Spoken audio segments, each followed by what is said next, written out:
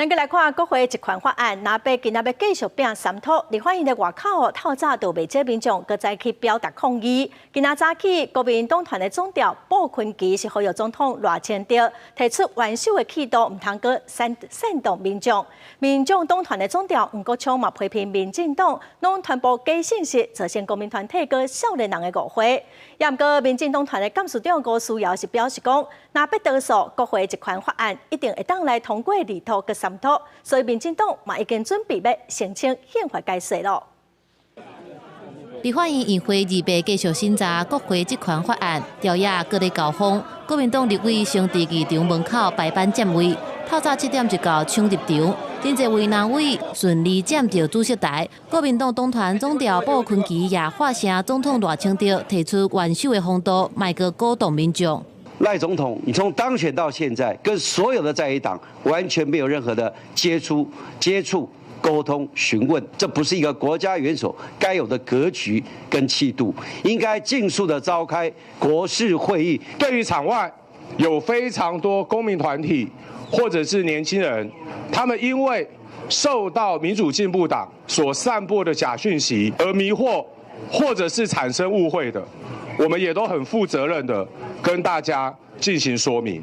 黄国昌批评民进党继续散播假信息，让中外公民团体甲少年人产生误会。立法院表决前进入第4回合，拿力伫议场内挂满标语的布条啊，双方继续话口和拼阵。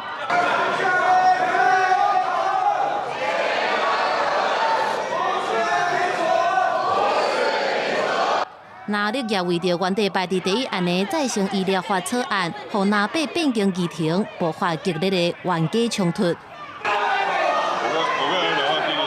陈玉珍不要造谣。立法院2月继续处理表示国会做顶条文，9点议会开始了后，立法院长韩国瑜拿主持议事，佮雄雄祝民进党团干事长吴思瑶生日快乐。报告院会，今天是我们吴思瑶委员过生日，我们掌声跟他祝生日快乐。谢谢韩院长的生日快乐，但是我们希望从他嘴巴说出来的是退回重审，说要坐回座位，使用表决器、表决卡。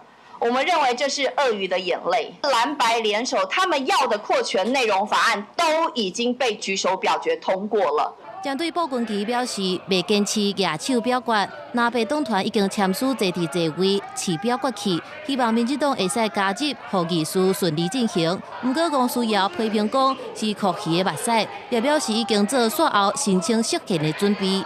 记者综合报道。